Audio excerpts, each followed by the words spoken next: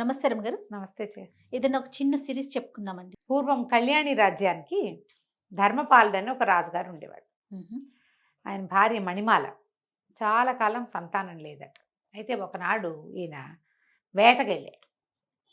వేటకెళ్తే కొంచెము వేట ప్రోగ్రాం అంతా హడావిడిగా ముగుస్తూ ఉండగా ఈయన కొంచెం పక్కకి వెళ్ళిపోయాడు సైన్యం నుంచి. మామూలుగా వేటకి వాటికి ఎట్లా వెళ్తారు, గుంపు ఉంటారు రాజుగారి వెనక. దేన్నో చూసి వేట తమకం. వేట ఏంటంటే అది ఒక పిచ్చ కింద ఉంటుందన్నమాట. ఏదైనా కనపడింది అనుకో దాని వెనకాల పరిగెడతారు. వెనకాల ఎవరైనా వస్తున్నారు రావట్లేదు చూసుకోరు. అవును. అది చూసుకొని తనతో ఈయన ఎక్కడికో వెళ్ళిపోయాడు అడవి మధ్యలోకి. వెళ్ళిపోతే ఈ అడవి మధ్యలో ఇంకా పులి దాడి చేసేసింది ఈయన మీదకి, వెనక్కి తిరిగేసింది. ఆ సమయంలో ఏమైంది, ఈయన బాణం వదిలేసరికల్లా ఈయన కంటే ముందే ఇంకో బాణం తగిలింది ఆ పులికి. అది ఎవరా అని చూస్తే దూరంగా ఒక చోట నిలబడి ఉన్న ఒక ధానుష్కుడు ఒకడు బాణం వేస్తూ కనపడ్డాడు. సరే వెళ్ళి చూసేసరికల్లా ఆమె ఒక స్త్రీ, రాజుగారి ప్రాణాలు కాపాడింది. ఆవిడ సౌందర్యవతి, యవ్వనవతి, ఒంటరిది. రాజుగారు ఎవరు ఏమిటి అని కనుక్కుంటే అక్కడున్న శంబర రాజ్యానికి రాకుమార్తెని, మా అన్నయ్య మేము వేటకొచ్చాం, నేను కొంచెం యువతలకు వచ్చాను, మా వాళ్ళు వెనకాల ఉన్నారు, మీ ఇది కనపడింది, మీరు పులిని తరుముకుంటూ వచ్చారు, పులి మీ మీదకి దూకపోతుందని బాణం వేశానని చెప్పింది. ఆ అమ్మాయి పేరు సుమరేఖ. ఆవిడ అన్నయ్య రాజవర్మ. ఈయన ఆవిడ సౌందర్యానికి పడిపోయాడు. ఓకే. ఆమెను వివాహం చేసుకుంటానని అడిగాడు. అడిగేసరికల్లా ఈవిడేమంది, ఇట్లా కనపడంగానే పెళ్లి చేసేసుకుంటారా అంటే, కాదు నేను వివాహితుడినే, నేను రాజు ఇంకో 2-3 పెళ్ళిళ్ళు చేసుకోవచ్చు, నువ్వు నా ప్రాణాలు కాపాడావు, నీ సౌందర్యము నాకు నచ్చిందని ఆవిడ్ని తీసుకొచ్చాడు తనతో పాటు. తీసుకొచ్చి పెళ్లి చేసుకున్నాడు. ఆ కాలంలో ఇది మామూలే కాబట్టి రాణిగారు ఏమనలా. ఓకే. చాలా కాలం సంతానం లేరు, ఈవిడికి పిల్లలు పుడతారని ఊహించారు. ఈవిడ ఒక మాధవి అని ఒక మనిషిని అరేంజ్ చేసుకుంది. క్రమంగా పెత్తనం అంతా చేజెక్కించుకుంది బాగా. మణిమాలాదేవి ప్రశాంతంగా నిశ్శబ్దంగా ఉండేది. ఇంతలో ఒక కొత్త వార్త వచ్చింది. ఏమిటంటే ఇంతకాలం పిల్లలు లేని మణిమాలాదేవి గర్భవతి అయింది అని. ఇప్పుడు వీళ్ళకి తట్టింది, ఈ సుమరేఖకి ఆమె అన్నయ్యకి. ఇప్పుడు రాణిగారికి అంగరంగ వైభవంగా సీమంతం చేస్తారు. పొద్దున ఆవిడ కుమారుడు పుడితే వాడు రాజు అవుతాడు, అంతే. ఈవిడ రాణిగా రాజుగారి ప్రేయసే సుమరేఖ, ప్రియ భార్య కానీ ఉత్తరాధికారి కాదు. ప్రజలు ఒప్పుకోరు. రాజు ఇంకా మరి ఇప్పటిదాకా గర్భవతి కానీ సడన్గా సంతానం అనేసరికి సంతానం మీద వ్యామోహం ఎవరికైనా ఉంటుంది. రాజ్యానికి ఉత్తరాధికారి. దాంతో వీళ్ళకి ఏమనిపించింది, ఎలాగైనా ఈవిడ్ని తప్పించేసేయాలి. తప్పించాలని ఏం చేశారు, ఆ సైన్యాధిపతి, అతని పేరు ఏదో సమరపాలుడు లేదా సమర భూపతి అనుకుందాం, ఈయన ధర్మపాలుడు కదా, ఆ సమర భూపతికి ఒక ఉత్తరం వచ్చింది.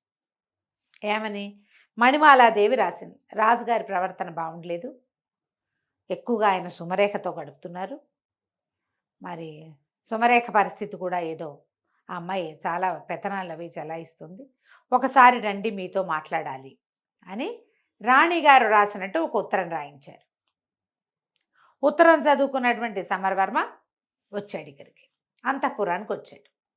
ఈ ఉత్తరం పంపించే రోజుల్లోనే ఈవిడ రాజుగారికి చెప్పింది, ఏమిటో ఆవిడ గర్భవతి అని అదని, ఇన్నాళ్ళు కలగని సంతానం ఇవాళ ఎలా కలిగింది, మీరేమో ఎక్కువగా ఇక్కడ స్పెండ్ చేస్తున్నారు, అప్పుడప్పుడునే వెళ్తున్నారు ఆవిడ దగ్గరికి. ఆవిడ మీద కొన్ని మాటలు పుట్టినాయి. నా చెలికత్తెలు చాలామంది, నువ్వెవరితోటి మాట్లాడో మగవాళ్ళతో, మీ తోడుకోడలు అందరితోటి మాట్లాడుతుందని నాకు చెప్తున్నారు, సైన్యాధికారితోటి ఈవిడికి సంబంధం ఉందని రాజుకి హింట్ ఇచ్చింది. నేను నిరూపిస్తా, వీళ్ళిద్దరూ కలిసి ఉన్నప్పుడు నీకు నిరూపిస్తానని చెప్పింది. రాజు కొంచెం కాస్త ఆలోచిస్తున్నాడు, అవునా కాదా, ఇంతకాలం నుంచి కలుసున్నా, ఆవిడ చిన్నప్పుడే పెళ్ళయింది, ఆవిడ ఎప్పుడు అలాంటిది కాదు, ఇట్లా ఎందుకు వచ్చింది, ఈయనకి ఏమనిపిస్తుంది, నేను సుమరేఖతో ఎక్కువ గడుపుతున్నా, అందుకని ఈవిడేమైనా కొత్త వేషం వేస్తుందేమో అనిపించింది. ఈ ఉత్తరం చూసుకున్నటువంటి సమరవర్మ గారు వచ్చాడు. వచ్చి వాకిట్లో నుంచి లోపలికి అంతఃపురంలోకి ప్రవేశించాడు. సైన్యాధిపతి వచ్చాడు అనగానే మరి సహజంగా ఆయన ఎందుకు వచ్చాడో అని ఆవిడ లేచి వచ్చింది. వీళ్ళిద్దరూ ఓ గదిలోకి చేరేసరికల్లా రాజుగారు వచ్చేసారు. ఎవరెవరా ఇంత పని చేస్తావా, వీడిని బంధించండి అన్నారు. సైన్యాధిపతిని బంధించేశారు. రాణిగారిని చెడదిట్టాడు. ఆవిడ తెల్లపోయింది, ఇప్పుడే ఉత్తరం వచ్చింది, ఇప్పుడే అతను వచ్చాడు, ఉత్తరం కాదు ఇప్పుడే అతను వచ్చాడు, అతను ఎందుకు వచ్చాడో కూడా నాకు తెలీదు, ఇప్పటిదాకా ఏనాడు అతను వచ్చినవాడు కాదు, నువ్వు లేనప్పుడు నేను ఆయన కలవలేదు, అని ఎంత చెప్పినా ఆయన వినిపించుకోలేదు. అతను ఉత్తరం చూపించడానికేమో ఉత్తరం లాగేసుకున్నారు అతని దగ్గర నుంచి. ఓకే. నేను ఉత్తరం చూసి వచ్చాను అని చెప్పినా కూడా రాణిగారిని అడిగితే నేనేం ఉత్తరం రాయలేదంటుంది. అతనేమో ఉత్తరం చూసి వచ్చానంటాడు. దాంతో అతన్ని బంధించారు, ఊరేశారు ఒక్క రోజులో. అయ్యో! సైన్యాధిపతి తిరగబడతాడు ఇక్కడ. అతన్ని తప్పించేశారు. మహామంత్రి కులశేఖరుడు ఆయన ఏమన్నాడు, మహాపతివ్రత మణిమాలాదేవి ఆవిడ చాలా ఉత్తమురాలు, ఇప్పుడు అతనికి శిక్ష విధించినట్టుగా ఈవిడికి విధిస్తే ఎట్లా, పైగా గర్భవతి, స్త్రీలను శిక్షించకూడదు మనం అంటే. ఈయన ఏమన్నాడంటే, ఒక సుమంత్రుడని ఒక వీడిని పిలిచి సైనికాధికారిని, ఈవిడిని అడవుల్లో దింపేసిరా, బతికితే బతుకుతుంది, పోతే పోతుంది. నేను పతివ్రతనని ఆవిడ పదే పదే చెప్పింది. పతివ్రతమైతే బతుకుంటావు, లేకపోతే పోతావన్నాడు రాజు. ఈ సుమంత్రుడి దగ్గర గుర్రం ఎక్కించి పంపించేశారు. ఏం చేస్తుంది, గుర్రబండి ఎక్కించేశారు. వెళ్ళిపోతే అడవి మధ్యలోకి తీసుకెళ్ళి, కథ కూడా ఈ అడవి మధ్యలోకి వెళ్ళటం అనేది మొదలు పెడతారనమాట. నేను తర్వాత కథ అంతా ముందు చెప్తున్నాను. అడవి మధ్యలోకి వెళ్ళి, ఇక్కడ ఎక్కడో చోట వదిలిపెట్టమన్నారమ్మా, ఇక్కడ దింపుతానంటే ఆవిడ బతిమలాడుతుంది, ఆయన నీ పుణ్యం ఉంటుంది, నీకు నేను తెలుసు, సైన్యాధిపతి తెలుసు, ఇట్లా ఎందుకు జరిగింది అనేది నాకు అర్థమే కావటం, నా ఊహకు అందటం లేదు, ఇక్కడ నన్ను దింపద్దు, ఈ నట్టడవిలో, ఈ అడవి చివర మా గురువుగారి ఆశ్రమం ఉంది, అక్కడ వదిలిపెట్టు అని చెప్పేసరికి ఇతను ఏం చేస్తాడు, మరి ఏం చేయాలి, గర్భవతి రాణిగారు, రాజుగారు ఆజ్ఞ ఉంటే మాత్రం సరే. ఇతను ఏం చేశాడు, అడవి మధ్యలో వదిలిపెట్టమన్న మాటని మింగేసి అడవి చివరి దాకా తీసుకెళ్ళాడు. అక్కడ ఒక ఋష్యాశ్రమం ఉంది. పోనీలే. సరే, ఆ ఋష్యాశ్రమం వెళ్ళి తలుపు కొట్టేసరికి ఆ తలుపు తీసి ఆయన నిర్ఘంటపోయాడు. ఇదేమిటమ్మా మణిమాలాదేవి, నువ్వు వచ్చావు ఏమిటంటే, ఆవిడ పరమ దుఃఖంతో, నేను వెళ్ళగొట్టబడ్డాను, నా చరిత్రకే కళంకం వచ్చింది, గర్భవతిని, అక్కడ ఇంకా సంతానం కలుగుతుందో లేదో తెలీదు, రాజ్యానికి ఉత్తరాధికారి శిశువు, నాకు ఏం చేయాలో తెలియక మీ దగ్గరకు వచ్చానని చెప్తాను. ఈ సుమంత్రుడికి నేను చెప్తాను, నేను ఇక్కడ వదిలిపెట్టి వెళ్ళిపో అని చెప్పి బండిని వెనక్కి పంపిస్తారు. ఈవిడ పరమ దుఃఖంతో రాజుగా ఆయనకి చెప్తున్నాడు. ఆయన పారాయణ స్వామి ఆయన పేరు. ఆయన ఈ మణిమాలాదేవి తాలూకు పుట్టింటి ఆస్థాన గురువుగా ఉండేవారు. ఓహో. ఆయన ఇక్కడ ఉన్నాడని ఈవిడికి తెలుసు. ఇంకా ఆయన ఏం చేస్తాడు, సరే ఈవిని తన దగ్గర అట్టి పెట్టుకుంటాడు. చూద్దాం, మన అవకాశం కోసం చూద్దాము. సుమరేఖ ఇప్పుడు రాణిగా ఉంది, రెండో రాణిగా ఉంది. ఆమె అన్నయ్య చాలా మటుకు రాజ్యంలో తన ప్రతిభ చూపిస్తున్నాడు. ముందు నాటికి ఎట్లా ఉంటుందో, రాజ్యం వాళ్ళ చేతుల్లోకి వెళ్ళిపోతుందా, ఏమవుతుంది, ఆమెకు సంతానం కలిగితే జ్యేష్ఠుడిని వదిలిపెట్టి రెండో భార్య సంతానానికి అవకాశం ఇస్తారా, అదేమిటో తెలియదు. ముందు ఇన్నేళ్ల తర్వాత వచ్చిన గర్భం ఈ శిశువుని రక్షించుకోవాలి, ఇక్కడే ఉండిపోతుంది. ఉన్నాక కొంతకాలానికి ఆవిడికి కుమారుడు కలిగాడు, చక్కటి పిల్లవాడు పుట్టాడు. సరే, సంతానం మగ సంతానం అయితే గ్యారంటీగా వీడే రాజు, అంతే. వినయపాలుడు అని పేరు పెట్టి పిల్లవాడిని పెంచారు. ఆ 18-19 ఏళ్ళు వచ్చేదాకా ఎన్నో రకాల యుద్ధ విద్యలు నేర్పించారు. ఈ పారాయణ స్వామిని చూడ్డానికి అన్ని రాజ్యాల నుంచి చాలామంది ఆయన శిష్యులు వచ్చేవాళ్ళు. వచ్చిన శిష్యుడు వచ్చినట్టు సంవత్సరాల తరబడి ఇక్కడ ఉండి ఈ అడవిలో ఈ పిల్లవాడికి రాజోచితమైన విద్యలు నేర్పించేవాళ్ళు. ఎన్నో రాజోచిత విద్యలు నేర్చుకున్నాడు. నేర్చుకుని 18 నుండి 19వ ఏడు వచ్చాక, అంటే మన ప్రకారం మైనారిటీ వెళ్ళిపోయాక, అక్కడ కూడా రాజ్యంలో 19వ ఏట ప్రజల్లోకి పంపటము, 20వ ఏట రాజును చేయటము వాళ్ళ పద్ధతి. 18 నిండాక ఊళ్ళల్లో తిరగడానికి పంపించేవాళ్ళు రాజకుమారులని. వాళ్ళు అన్ని ఊళ్ళు తిరిగి దేశంలో ఎలాంటి పరిస్థితులు ఉన్నాయి, ప్రజలు ఎలా ఉన్నారు ఏమిటి, మన తర్వాత మన రాజ్యం తాలూకు సరిహద్దులు ఏమిటి, అలా సరిహద్దుల దాకా వెళ్ళి చూడడం ఆ కాలపు ఆచారం. ఆచారం ప్రకారం ఈ కుర్రవాడికి విషయం అంతా చెప్పారు, ఇది మన పరిస్థితి అని చెప్పి, నువ్వు వెళ్ళి నీ రాజ్యాన్ని వశం చేసుకునే పూచి నీది, ఏం చేయాలి ఎలా చేయాలో మేము చెప్తాం, అడవి చివరి నుంచి అడవి మొదట్లోకి మేము షిఫ్ట్ అయిపోతాం, నీకు అవసరమైతే ఏదైనా సహాయాన్ని మా సలహాన్ని నేను అందిస్తానని చెప్పి చెప్పాడు పారాయణ స్వామి. చెప్పాకే కుర్రవాడు మన వినయపాలుడు ఏం చేశాడు, కొంత ధనాన్ని మూటగట్టుకుని ఈవిడ వచ్చేటప్పుడు కొంత బంగారం తెచ్చుకుంది, ధనం తెచ్చుకుంది. తర్వాత అక్కడి నుంచి ఇక్కడి నుంచి వచ్చేటువంటి శిష్యులు కొంత డబ్బు చేర్చారు ఇక్కడికి. ఆ డబ్బు మూటగట్టి ఆ అబ్బాయికి ఇచ్చి పంపించారు. అతనికి ఒక గుర్రాన్ని అరేంజ్ చేశారు. గుర్రం వేసుకుని ఈ అడవంతా దాటి, తర్వాత కాలంలో అమ్మ తండ్రి తల్లి పారాయణ స్వామి కూడా అడవి దాటి ఇటు చివరికి వస్తారు ఊరు వైపుకి. కానీ ప్రస్తుతం ఇతను వెళ్ళాడనమాట. వెళ్ళి కళ్యాణి రాజ్యంలోకి ప్రవేశించాడు. ఈ కళ్యాణి రాజ్యంలో ఎలాంటి పరిస్థితులు ఉన్నాయంటే, రాజుగారిని చంపేశారేమోనన్న అనుమానం ఉంది. ఓ. ప్రస్తుతం రాజుగారు రాజవరమే ఉన్నాడు. సుమరేఖకి సంతానం కలగల ఈ 18 ఏళ్లలో. మ్మ్. సంతానం కలగలేదు. రాజ్యం ఆవిడది. రాజుగారు తమ మాట వింటలేదని ఆయన్ని ఖైదు చేసి హౌస్ అరెస్ట్ చేశారని, అంతఃపురం లోపల భాగాల్లో ఎక్కడో ఆయన్ని బంధించారని చెప్తారు, కానీ ఆయనైతే ఎవరికీ కనపట్టల. చంపేశారన్న మాట కూడా ఉంది. ఓకే. చంపేశారో బతికుంచి ఉంచారో మ్మ్. అది ఇంకా తెలియదు. ఓకే. అది కూడా ఈ అబ్బాయి కనుక్కోవాలి. సరే, ఇతను ఏం చేశాడు, వెళ్ళి ఒక పేదరాశి పెద్దమ్మ ఇంట్లో చేరాడు. ఆవిడకి ఏం చెప్పాడంటే, ఆవిడ బాగా పాత రోజుల్లో బాగానే ఉండేది. ఇప్పుడు ఆవిడ దగ్గర ఏం లేదు, బయట నుంచి వచ్చే జనాలు కూడా ఎవరు లేరు. పెద్దమ్మ, సరుకులన్నీ తెచ్చి పడేస్తా, నాకు వండి పెట్టు, నువ్వు కూడా హాయిగా తిను, నేను ఎందుకు వచ్చాను, ఏం చేస్తాను లాంటి పడక్కు, మ్మ్. నీకు తిండి కావాలి, అది నేను పెడతా అని చెప్పి సరేనని ఒప్పుకుంటూ వీడు ఏం చేశాడని సరుకులు తీసుకొచ్చి పడేశాడు. చక్కగా కమ్మగా వండి పెట్టేది, హాయిగా తినేవాడు. రాత్రిపూట పెద్దమ్మ కూడా చాపేసుకుని వీడు పక్కనే పడుకునేది, కానీ వీడు మంచం మీద పడుకునేవాడు. చల్లగా అర్ధరాత్రి అయ్యేసరికి ఊళ్ళోకి వెళ్ళేవాడు. మ్మ్. ఊళ్ళో తిరుగుతూ ఉండేవాళ్ళు. అయితే ఇక్కడ రకరకాల పరిస్థితులు నడుస్తున్నాయి ఊళ్ళో. ఎప్పుడైతే రాజుగారు లేకుండా రాజుగారి బావమరిది రాజు అవుతాడో ప్రజలకు ఒక అసంతృప్తి ఉంటుంది. అవును. మధ్య మధ్యలో చిన్న చిన్న దొంగతనాలు, దారి దోపిళ్ళు అవి జరుగుతూ ఉండేవి. ఈ దోపిళ్ళని వాటిని అరికట్టడం కోసం కొంతమంది పూర్తి పాత రాజుగారి సేవకులు ఉంటారు, ఏమంటారు, నమ్మిన బంట్లు, వాళ్ళు తిరగబడతారు ఎక్కడో చోట. వీడు రాజు ఏంటి, వీడు అసలు మన రాజ్యం కాదు, వీడిదేమో అదేదో పల్లెటూరు వాడు, అంటే వీళ్ళు ఏమనాలి, ట్రైబ్స్ వాళ్ళు. మ్మ్. వాడొచ్చి మన మీద రాజ్యం చేయటువంటి, మనకొక రాజ్యం, మన రాజ్యానికి ఒక పద్ధతి ఉందని ఇట్లా మధ్యలో నగరి జనాలు మాట్లాడుకుని తిరగబడేవాళ్ళు.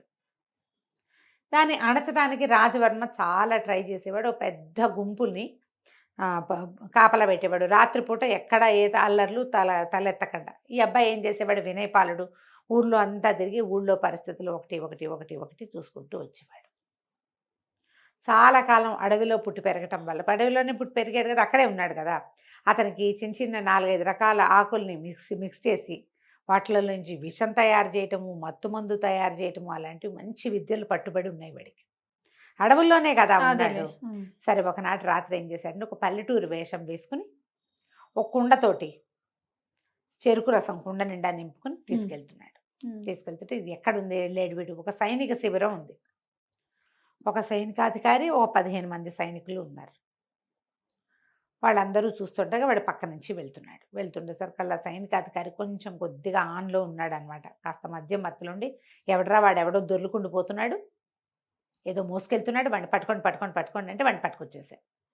ఎవరు నువ్వు, ఎక్కడికి వెళ్తున్నావు ఏంటంటే, అయ్యా నా పేరు చీకటి చినరాజు అండి, మరి మన పక్క సందులో శెట్టి గారు అమ్మాయి పెళ్ళయింది కదా, వాళ్ళ పెళ్లి వాళ్ళు పై సందులో పెట్టి ఉన్నారండి, మరి అల్లుడు గారి స్నేహితులందరికీ చెరుకు రసం కావాలని అడిగారు, ఇప్పుడే చెరుకు రసం వచ్చిందండి, సాయంకాలం నుంచి అడుగుతుంటే మాకు దొరకలేదు, ఇప్పుడే దొరికింది, ఇచ్చిరమ్మన్నారండి, అది పుచ్చుకుని వెళ్తున్నాను అన్నాడు. అనేసరికి చెరుకు రసం అనగానే ప్రతి వాళ్ళకి ఏది చూపించు అని తీశారు. బాబోయ్, నా రసం నా కుండ లాగేసుకుంటే ఎలాగండి, వాళ్ళు ఒప్పుకోరండి అంటే, కుండ నిండా వేరేది పోసిస్తాం మేము అన్నారు. అంటే కాదండి శెట్టి గారు ఒప్పుకోరండి, నేను వదలనండి కుండ అన్నాడు. ఈయన ఒక నెత్తి మీద ముటికే పెట్టి కుండ లాక్కున్నారు.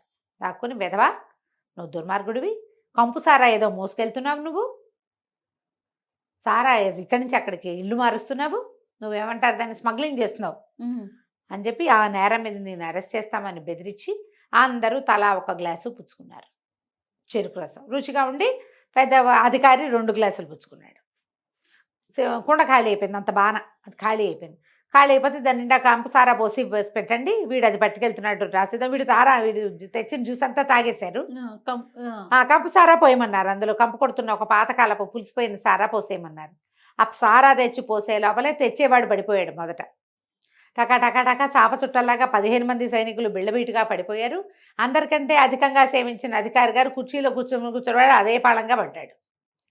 కుర్రాడు ఏం చేశాడు, మొత్తం అందరికీ టకా బట్టలు ఉడదేశాడు, బట్టలన్నీ మూటకట్టేశాడు. అక్కడి నుంచి పడితే వచ్చేటప్పుడు ఇది పెద్ద బానక అక్కడ చిన్న బాక్స్ లాంటిది భుజా చేతుకున్న సంచిలో తెచ్చాడు. అందులో ఏంది, కాటిక మసి వీళ్ళందరి మొహాలకి పులిమేశాడు. అందరూ లాగులతోటే ఉన్నారు, ఏం లేవు, బట్టలకి అక్కడే ఉంటే వేసుకుంటారు. బట్టలన్నీ మూట కట్టేసి అందరికీ చేతులు వెనక్కి పెట్టి కట్టేశాడు. ఆడ కూలబెట్టి అందరినీ లైన్గా కూర్చోబెట్టి వెళ్ళిపోయాడు. ఆ మత్తులో ఎవరేం చేస్తున్నారో వాళ్ళకేం తెలీదు. వాళ్ళు ఏం చేశాడు, వెనకాల ప్రతి వాళ్ళకి మసితోటి చీకటి చిన్నరాజు అని రాశాడు. వెళ్ళిపోయాడు. ఈ బట్టల మూట మోసుకుంటూ వెళ్తుంటే ఏమనుకుంటారు, చాకళ్ళు వెళ్తున్నారు అనుకుంటారు. అక్కడ ఒకళ్ళిద్దరు సైనికులు కనపడ్డారు, కానీ బట్టలు మోసుకెళ్ళేవాడిని ఏమంటారు, తెల్లవారుజామున చెరువులకు మోసుకెళ్ళే వాళ్ళు ఎవరో పట్టుకుపోతున్నారు అనుకున్నారు. బట్టలన్నీ తీసుకెళ్ళిపోయి పేదరాశి పెద్ద ఇంట్లో దాచేసి పడుకున్నాడు వీడు మాట్లాడకుండా. ఓ 3-4 గంటలు నిద్రపోయి తెల్లారాక వచ్చేసాడు ఇక్కడికి మామూలు బట్టల్లో. మసిపూసి మారేడుకాయలు చేసి అక్కడ పెట్టాడు. తెల్లారేసరికి చేరిపోయాడు. పొద్దున్న లేచేస్తే ఏముంది, వీళ్ళు ఇంకా మత్తులో దోగుతున్నారు. కాస్తా కోస్తా స్పృహ వచ్చి చూసుకుంటే ఒంటి మీద బట్టలు ఉన్నట్లేవు, ఏమిటో చేతులు కట్టేసి ఉన్నట్టున్నాయి. అయోమయంగా ఉంది వాళ్ళకి. జనాలు ఒకళ్ళు చేరిపోయారు. పొద్దుటిపూట కొడకాళ్ళు బుడ్డాళ్ళు వాళ్ళు వీళ్ళు చేరతారా, వాళ్ళందరూ కేరింతలు కొట్టారు. ఎవరో ఉన్నారు, మసిపూసి ఉన్నారు, వీళ్ళెవరో వీళ్ళు మొహాలు గుర్తుపట్టేలాగా లేవు. నగలు తీసేశాడు. అందరికీ నెత్తి మీద స్థిరస్థానాలన్నీ తీసుకెళ్ళి ఒక మూల బారేశాడు. అక్కడ ఏదో మురుగుంటుంటే అందులో బారేశాడు. బట్టలు లేవు, బూచిపాతరాయిళ్ళుగా ఉన్నారు ఇంచుమించుగా. అందరు దిశమొల్లలతో ఉన్నట్టే, ఏవో చిన్న చిన్న వస్త్రాలు లోపల వేసుకునేవి ఎంత ఉంటాయి. అక్కడి నుంచి జనం అంతా చేరారు. కొంత నోట్లో కొన్నేమో వాళ్ళవి ఆ స్థిరస్థానాన్ని మెడలో వేసుకుని మఫ్లర్ లాంటివి నోట్లో కుక్కేశాడు. మూనేది ఆలేదు, నోటి నుంచి మాటలు రావట్లేదు. వాళ్ళకేదో తెలుస్తోంది కానీ తెలియటం లేదు. అక్కడి నుంచి జనం అంతా చేరారు. గందరగోళం. సైనిక శిబిరం ఇది. వాళ్ళేనో కాదో తెలీదు, దగ్గరికి వెళ్తే ఏమవుతుందో తెలీదు. జనాలంతా చేరారు. ఈ లోపల ఒకళ్ళు ఇద్దరు తొందరపడి కాస్త ముందుకెళ్తుంటే ఇక్కడ నుంచున్నాడు కాబట్టి ఓబోయ్ ఇంకా నయం అందులోకి వెళ్ళామంటే నువ్వు ఏమవుతుంది, దీన్ని ట్యాంపర్ చేసినట్టు అవుతుంది సాక్ష్యాలని. అదొకటి. వీళ్ళు నీ మీద పడతంతారేమో తెలీదు, అసలు వాళ్ళు ఎవరో తెలీదు. రాజభట్లు వచ్చేదాకా వీళ్ళని ముట్టుకోకూడదు. ఇక్కడి నుంచి ఖబర్ అందించాలా. లేనిపోంది వాళ్ళ జోలికి వెళ్ళామంటే నీ నెత్తి మీదకి వస్తుంది, నిన్ను ఉరికంబానికి ఎక్కిస్తారు, నువ్వే చేసావంటారు అనేసరికి ఆ ముందుకెళ్ళిన ఉత్సాహవంతుడు కూడా వెనక్కి వచ్చేసాడు. జనం అంతా చేరిపోయారు. ఈ లోపల రాజస్థానానికి కబురు వెళ్ళింది, ఇక్కడ సైనిక శిబిరంలో కొంతమంది కట్టేసి ఉన్నారని, వాళ్ళ మొహాలు నిండా మసి ఉందని, ఒంటి మీద గుడ్డలు లేవని, సైనికులు లేరని, వీళ్ళే సైనికులేమోనని అనుమానంగా ఉందని. ఈ మొత్తం మీద ఏం చేశారు, సరే ఇంకొంతమంది వచ్చి ఆ నోట్లోంచి గుడ్డలు లాగితే వీళ్ళే బేరమన్నారు. వీళ్ళని ఎట్లా తీసుకెళ్లాలో తెలియలే. సరే ఆయన అన్నాడు, ఎలా ఉన్న వాళ్ళని అలా తీసుకొచ్చేసేయండి అన్నాడు. ఇక చేతులు కాళ్ళు కట్టేస్తున్న జనం అందరినీ సభలోకి ప్రవేశపెట్టారు. పెడితే ఏముంది, గోచిపాతరాయిళ్ళు, మొహాల నిండా ఒంటి నిండా మసి, వీపుల మీదేమో చీకటి చిన్నరాజు రాస్తుంది అని రాసేసి ఉంది. ఇక దాంతో నేను అన్నాడు, ఎవరో చేశారు ఇది కావాలని. ఏం తాగారు అనేది వీళ్ళు చెప్పలేకపోయారు. వీళ్ళు ఏం చేశారు, ఎవడో ఒకడు ఏదో తెచ్చాడు, అవి తాగామని చెప్పల. వాడెవడో ఒక పల్లెటూరు వాడు వచ్చాడని, తమ మొహాల మీద ఏదో విసిరాడని, దానివల్ల తమ స్పృహ తప్పి పడిపోయామని వాడు ఇది చేశాడని చెప్పారు. వాడు చెరుకు రసం తెచ్చాడు, మేము తాగాము, వాడిని మ్యాన్పులేట్ చేద్దాం అనుకున్నాం, వాడు మమ్మల్ని మ్యాన్పులేట్ చేశాడు. అలా నిజాలు ఎవరు చెప్తారు? అదే కదా, ఎవడో ఒక పల్లెటూరి వాడు అన్నది మాత్రం జనంలోకి వెళ్ళింది. పల్లెటూరు వేషంలో ఉన్నాడు వాడు. అక్కడి నుంచి ఈయన అన్నాడు, సరే కాపలా పెంచండి, పల్లెటూరు వేషాల్లో పై ఊళ్ళ నుంచి వచ్చిన వాడు ఎవరైనా ఉన్నారేమో కనుక్కోండి, ఏ సత్రాల్లో మనుషులు ఎవరు దిగారో చూడండి అన్నారు. ఆ ఆజ్ఞలు వెళ్ళిపోయినాయి బయటికి. వీళ్ళనేమో నిలబెట్టారు. కాళ్ళు చేతులన్నీ కట్లన్నీ ఊడదీసేసరికి వీళ్ళని ఏం చేద్దామండి అంటే, వీళ్ళెందుకు బెతవలు, వాడెవడికో దొరికిపోయారు, చంపేయండి వీళ్ళని అన్నాడు. అనేసరికి ఆశ్చర్యపోయారు అధికారులంతా. ఏమిటి, ఒక 15 మంది మత్తుకి లొంగి దొరికిపోతే వాళ్ళని చంపేస్తారా? మహా అయితే సస్పెండ్ చేస్తారు, అంతేనా? అసలు జరిగింది ఏమిటి అనేది చెప్పవలసింది వాళ్ళు. వాళ్ళు చెప్పింది నువ్వు నమ్మేవో నమ్మలేదో. వాళ్ళు ఉంటే వాళ్ళని ఎవరినో గుర్తుపడతారు కనీసం. అది కూడా చేయకుండా ఇంతమందిని, ఒక అధికారిని 15 మంది భటుల్ని చంపేయటం అంటే ఉరిదీసేయండి అందరినీ అన్నాడు. మొత్తం రాజస్థాన్లో ఉన్న వాళ్ళందరికీ కష్టం వచ్చింది. ఒట్టి పుణ్యానికి వాడేం చేయలా, వాడెవడో చేసేది ఒట్టిగా కట్టేసి వెళ్ళాడు. వీడికి రాజరికం తెలుసా? వీడికి రాజులు ఇట్లాంటి శిక్షలు వేస్తారు. ఈ 15 మందికి ఒక్కొక్కడికి ఒక్కో పటాలాన్ని ఇచ్చి ఊరంతా వెతకండి మీరు గుర్తుపడతారు కదా అనాలి. అది కూడా అంటల్లా వాడు. మా పరువు తీశారు కాబట్టి వీళ్ళని చంపేయాలంటాడు. పరువు తీసి వాడెవడికో దొరికారు. మొత్తం ఆస్థానం అంతా ఎదురు తిరిగిపోయింది రాజవర్మకి. అందరికీ మంట వచ్చింది. కానీ ఏమైతే వీడు ఏం చేస్తాడు. అవును. అక్కడి నుంచి అంతఃపురానికి వెళ్ళాడు. వెళ్ళేసరికల్లా చెల్లెలకి చెప్పాడు, ఎవడో చీకటి చిన్నరాజు అని ఒకడు తయారయ్యాడు కొత్తగా, విప్లవకారుడు, సైనికులందరికీ మసిపూసి చేశాడంటే ఈవిడేమంది, నువ్వేమిటి ఊళ్ళో తిరుగుతావు, నువ్వు రాజుగారికి ఎవరు ఫర్గా ఉన్నారో నీకెవరు ఫర్ అవుతున్నారో చూసుకోవా, నేను అంతఃపురంలో ఉండేదాన్ని, ఇంకా బాగా చూసుకోవాలి. వీరవర్మ అని ఒకడు ఉండేవాడు, రాజుకి కుడిభుజంగా ఉండేవాడు. మన మహారాణిని వెడలంపేశాక కూడా రాజుగారి చుట్టూతా తిరిగేవాడు. అతనికి మనం ఈయన్ని అంతఃపురంలో బంధించేసామని చాలా మంటగా ఉంది. వాడెవరినైనా చేశాడేమో, ఇట్లా ఏర్పాటు చేశాడేమో, ఎవరైనా అతనే చేశాడేమో ఈ పని, ముందు అతన్ని బంధించు, అతన్ని చెరసాల్లో వేయి. భయపడతారు జనం. ఇప్పుడు అతని దీంట్లో అంటే అతను తర్ఫీదు చేసి ఎవరినైనా ఈ పని చేయిస్తుంటే పెద్దవాడిని బంధించామనుకో, చిన్నవాళ్ళు ఏం చేస్తారు, సైలెంట్గా ఉండిపోతారు. అవును. అనేసరికల్లా వీరవర్మని బంధించారు. జనాలంతా ఆశ్చర్యపోయారు, ఎందుకు బంధించారు? ఈ వీరవర్మ అరెస్ట్ కూడా ఏం రహస్యంగా జరగల, ఓకే, ఓపెన్గానే జరిగింది. ఊళ్ళో తిరుగుతున్న వినయపాలుడికి వీరవర్మని బంధించారని తెలిసిపోయింది. తెలియంగానే ఇతను ఏం చేశాడు, అక్కడికి ఒక పావురాయి టపా మీద పారాయణ స్వామివారికి కబురు పంపించాడు, వీరవర్మని బంధించారు, ఏం చేయను అని. చెరసాల్లోకి రెండో పక్క నుంచి ప్రవేశించచ్చు, వీరవర్మని విడిపించు, వీరవర్మ మనవాడు అని కాగితం వచ్చింది. ఇతను ఏం చేశాడు, చెరసాల బయట నుంచి చూడడానికి అదొక చాలా పెద్దది, దానికి వెనకాల భాగంలో ఒక నది ఉంది. ఆ నది నిండా మొసళ్ళు ఉన్నాయి. ఆ మొసళ్ళు ఏంటంటే కొంత సమయం ఇట్లా పైకి వచ్చి విశ్రాంతి తీసుకుంటాయి. ఆ విశ్రాంతి తీసుకునే సమయంలో వెళ్ళగలిగితే ఒక రకం. ఎట్లా వెళ్ళాలి, ఏం చేశాడు, మాంసం కొనుక్కున్నాడు. బోళ్ళనే మాంసం ముద్దలు ఒక సంచిలో వేసుకుని సాయంకాలం దాకా ఆగి చీకటి పడేదాకా రాత్రి వేళ ఇక నది దాటడానికి ప్రయత్నం మొదలుపెట్టాడు. మాంసం ఉంది, ఒకవేళ మొసళ్ళు వస్తే ఒక మాంసం ముక్కేసి తప్పించుకోవచ్చు. అడి తిరిగి మొత్తానికి చెరసాల వెనక భాగంలో చేరాడు. వెనక భాగంలో చేరితే అక్కడ ఏం చేశాడు, తన దగ్గర ఒక చిన్న సాధనం ఉంది. రాత్రి ఇదంతా ఈదుకుని వెళ్ళేసరికి అలసిపోయాడు. రాత్రికి బాగా రాత్రి అయ్యేసరికి పడుకుని నిద్రపోయాడు. అక్కడి నుంచి ఏం చేశాడు, అర్ధరాత్రికి 1 గంట 2 గంటలకు మెలకు వచ్చాక చిన్న ఇంత ఇనప సాధనం తెచ్చాడు. ఈ నది నీటికి వెనకాల భాగాలు నానిపోయి ఉంటాయి, కదలకపోతే ఏమీ కదలవు, కానీ దెబ్బ కొడితే కదులుతాయి. ఓకే, ఏం చేశాడు, అంత కొట్టి పెద్దదే దాంట్లోకి ప్రవేశించాడు. ఇతను ఎక్కడున్నాడో తెలియదు. వెళ్ళి చూస్తే ఎవరి దారిని వాళ్ళు నిద్రపోతున్నారు. దానికి చెరసాల మీద అతను కనుక్కున్నది ఏంటంటే, లోపల నుంచి బయటకు వచ్చే మార్గాలు లేవు కాబట్టి లోపల పెద్ద కాపలా ఉండదు, అక్కడోడు ఉంటారు. లోపల నుంచి బయటికి రావడానికి ఒకే ఒక పెద్ద దారి ఉంది, పెద్ద దారిలో 100 మంది ఉంటారు. రెండో దారి ఈ నది. నదిలోకి ఎవడెళ్తాడు, చాలా ఎత్తు, దాని నిండా నీళ్లు, దాని నిండా మొసళ్ళు, కాబట్టి ఎవడు ఆ వైపు ప్రయత్నం చేయడు.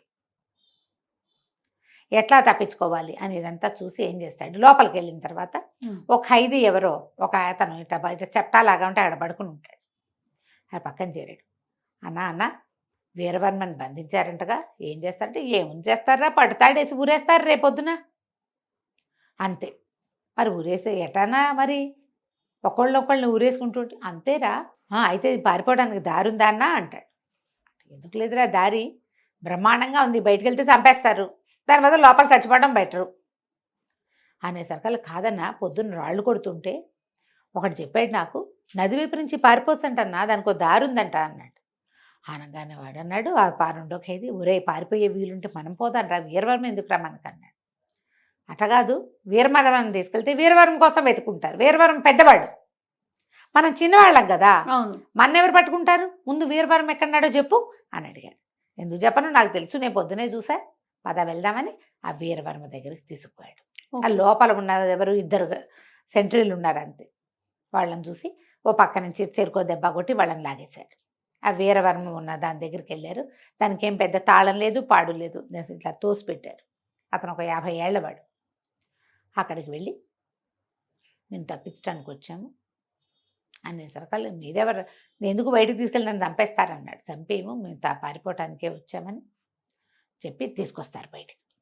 తీసుకొచ్చి ముగ్గురు కలిసి ఆ దారి గుండా వెళ్ళిపోతారు బయటికి. అప్పుడు వీరవర్మని అడుగుతాడు, నదిలో మొసళ్ళు ఉన్నాయన్నారు, నాకు ఒక్క మొసలు కూడా కనపడలేదు, వీటికి ఈ నదికి ఇంకో దారి ఉందా? ఆయన పక్కపక్క నవ్వే, లేదు, నదిలో అసలు ఒక్క మొసలు కూడా లేదు, సైనికులే ఒకళ్ళిద్దరిని చంపేసి మొసళ్ళు లాక్కుపోయినాయని ఊర్లో ప్రథ పుట్టించారు. మొసళ్ళు లేవని తెలిస్తే ఎవడో ఒకడు ప్రాణాలకు తెగించి వచ్చేస్తాడు, మొసళ్ళు ఉన్నాయంటే రారు కదా, భయపడతారుగా. అందుకని మేమేరు చేసిన ఏర్పాటే, రాజుగారు చేసిన ఏర్పాటే ఇది, మొసళ్ళు ఏమీ లేవంటే ఈదుకుంటూ ముగ్గురు బయటికి వెళ్ళిపోయారు. తెల్లవారుజాముకి వీళ్ళు ఇది దాటేటప్పుడు ఈ కంతలోంచి దాటేటప్పుడు ఏం చేశారు, వాళ్ళు మొదట పెట్టిన కంత ఎంత, మన చీకటి చిన్నరాజు రావడానికి వినయపాలుడు వచ్చే కంత, ముగ్గురు వెళ్ళడం కోసం చుట్టూతా అంచులన్నీ పగలగొట్టారు. తెల్లవారుజామునే ఒకడెవడో బాత్రూమ్కి వెళ్ళటం కోసం లేచి, అప్పుడు కొంచెం వెన్నెల బాగా ఉంది, వెలుగు అదే ఎండాకాలపు దగ్గర రోజులు తొందరగా వెలుతురు వచ్చేసి ఆ కంత కనపడింది వాడికి. కనపడ్డం ఏమిటి, సెంట్రీల కోసం చూస్తే లోపల ఉన్న సెంట్రీలు చాలా తక్కువ మంది ఉన్నారు సైనికులు. వీడు ఒకళ్ళు అందరినీ లేపొచ్చేసి, అరే ఇటు నుంచి పారిపోవచ్చురా, నదిలో పడిపోతే పోతాం, పోని మొసళ్ళు ఉన్నాయి, ఒకళ్ళో ఇద్దరినో లాక్కుపోతాయి, మిగిలిన వాళ్ళంతా బతికేస్తాం కదా అని చెప్పేసి మొత్తం లోపల ఉన్న ఖైదీలు అందరూ బయటకు వచ్చేసారు. వీరవర్మే బయటకు వచ్చిన సంగతి తెలీదు, ఖైదీలందరూ పోయారు కదా, అంతా బయటకు వచ్చేసారు. వీళ్ళు ఇదంతా ఈదుకుంటూ అడవి దారి పట్టారు. అతనికి ఈ కుర్రాన్ని చూసినప్పటి నుంచే అనుమానంగా ఉంది, వీడిని ఎక్కడో చూసినట్టుంది పిల్లాన్ని అని.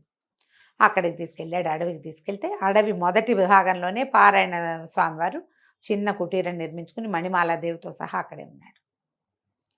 అందులోకి వెళ్ళేసరికల్లా ఆయన చూసి దండం పెట్టాడు, ఈ కుర్రాడు నన్ను రక్షించాడండి అంటే, కుర్రాడు కాదు నిన్ను రక్షించింది, నిన్ను రక్షించిన కారణం ఇంకొకటి ఉందని అమ్మాయి అని పిలవగానే ఆవిడ లోపల నుంచి వచ్చింది. ఆవిడ చూసేసరికల్లా గంటపేడు, అమ్మ బతికే ఉన్నారా తల్లి, సంతానం కలిగిందా మీకు, ఎట్లా ఉన్నారు ఇంతకాలం అని అడిగితే, నాకు కలిగిన సంతానమే నిన్ను తీసుకొచ్చిందిరా నాయన అని చెప్పి, ఇగో పిల్లవాడు ఈయనే యువరాజు అని చెప్పేసి చాలా సంతోషించాడు. రాజుని బంధించారు. అయితే మనం రాజుని బయటికి తేడా, నేను బతికే ఉన్నాడు, ఆయన చావల, మరణించలేదు, జీవించే ఉన్నాడు. అంతఃపురంలో ఒక ప్రత్యేకమైన ఇది ఉంది, చెరసాల లాంటిది, దాంట్లో అందులో ఉన్నాడు.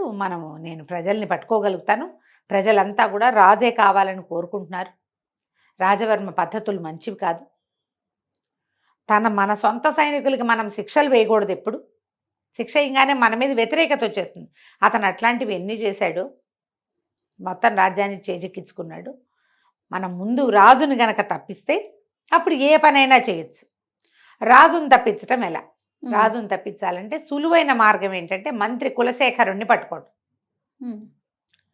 కులశేఖరుడి మీద కూడా కొంత తేడా వస్తుంది, ఇంకా కొద్ది రోజుల్లో కులశేఖరుని కూడా తప్పిస్తారు. రాజ్యం ఆనుపాను తెలియటం కోసం వీళ్ళని ఉంచాడు. అదంతా మొత్తం పట్టు రాచరిక పట్టంతా వచ్చిందంటే కులశేఖరుని కూడా తప్పించేస్తారు. కానీ ఈ అంతఃపురంలో ఏ ఏ ప్రాంతాలకి ఎలా వెళ్ళాలి అనేది, ఎట్నుంచి బయటికి రావాలనేది కులశేఖరుడికి తెలుసు అని, నువ్వు కులశేఖరుడి దగ్గరికి వెళ్ళు అని చెప్పి వీరవర్మ వీళ్ళతో పాటు అడవిలో ఉండిపోయాడు. రకరకాల ఉత్తరాలు రాసిచ్చాడు. ఒక్కొక్కళ్ళకి ఉత్తరాలు అందిస్తే వాళ్ళంతా సిద్ధపడతారు రాజవర్మ మీద మనం తిరగబడ్డం కోసం. నేను కొంతమందిని మేనేజ్ చేస్తాను, నువ్వేమో కులశేఖరుని కలుసుకోమన్నాడు అనేసరికి ఈ లోపల ఏమైంది, అక్కడ ఎప్పుడైతే ఈ జైలుకు ఇదైపోయిందో ఈ విషయం ఎట్లా బయటకు వచ్చింది, రెండో పక్క నుంచి వెళ్ళొచ్చని ఎవడో బయట నుంచి కొట్టాడు. అది లోపల నుంచి చేయబడిన హోల్ కాదు.